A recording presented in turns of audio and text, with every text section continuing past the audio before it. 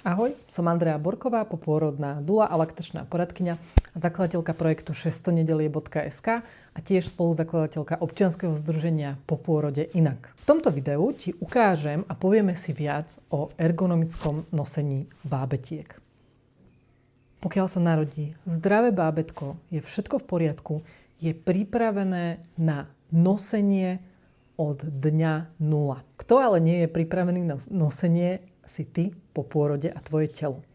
Preto odporúčam ženám, aby naozaj zvážili, ako dlho sú po pôrode, keď začnú nosiť dieťatko v šatke alebo v nosiči, aby si zvážili, či rodili sekciou. Je fajn sa o tom poradiť buď s gynekologickou fyzioterapeutkou alebo so svojím gynekologom, prípadne a s popôrodnou dulou. Sú ženy, ktoré sú už aj 2 týždne po pôrode pripravené na to, aby začali postupne zaťažovať jemne svoje telo nosením dieťatka v šatke alebo v nosiči. Ale naozaj treba dbať na to, ako sa cítiš. Je to individuálny proces a je možné, že aj 6 týždňov po pôrode tvoje telo ešte nebude zregenerované natoľko, aby si začala s nosením. Internet je plný rôznych videí a tipov, ako viazať šatku, ako si nastaviť nosič.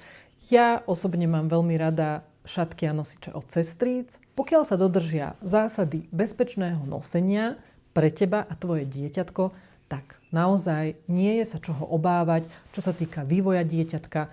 Pokiaľ má aj iné polohy, v ktorých sa nachádza, či už na chrbátiku, na boku, na brúšku, posilňuje si svaly krčné aj proste na brúšku, má dostatočný pohyb alebo teda voľnosť pohybu a nie je non-stop len v šatke a v nosiči, tak naozaj nie je sa čoho báť, že by sme mu nejako zničili chrbticu, prípadne pokazili nejaký vývoj. Ja tu mám šatku od sestríc a aj nosič od sestríc. Toto je taký, ktorý je vhodný od novorodenca, je to Carrier One a určite je dôležité povedať, že keď chce nosiť aj tvoj partner, že budete si striedať a máte napríklad jeden, tak treba dohliadať na to, aby ste si ho vždy prestavili na vašu postavu. Každá šatka na nosenie detí má rôznu dĺžku. Prispôsobíš si ju podľa toho, akú máš vysokú postavu.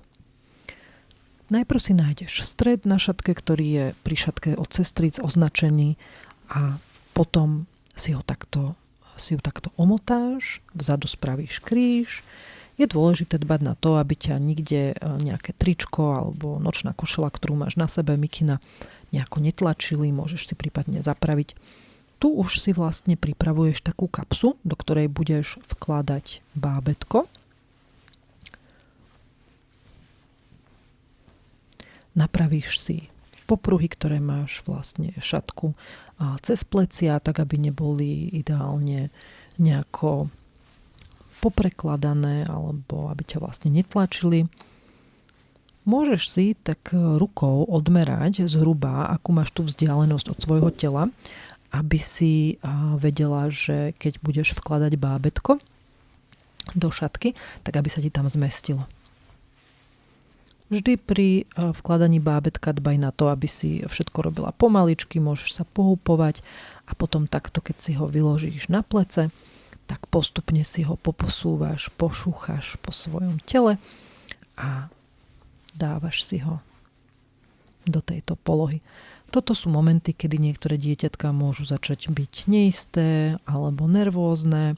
Je preto fajn sa pohúpovať, môžeš aj spievať alebo upokojovať dieťatko. Dole pod zadočkom vlastne zasunieš látku pod zadoček, ako keby do takej kapsičky a potom už doťahuješ. Ako som spomínala, na YouTube aj na internete nájdeš kopec presných návodov, ako viazať. Tu ti len ukazujem to, čo je za mňa najdôležitejšie a na čo si dávať pozor. Určite je dobré povedať, že čím viac budeš viazať dieťa do šatky, tým ti to pôjde jednoduchšie a aj tvoje dieťatko si na to zvykne.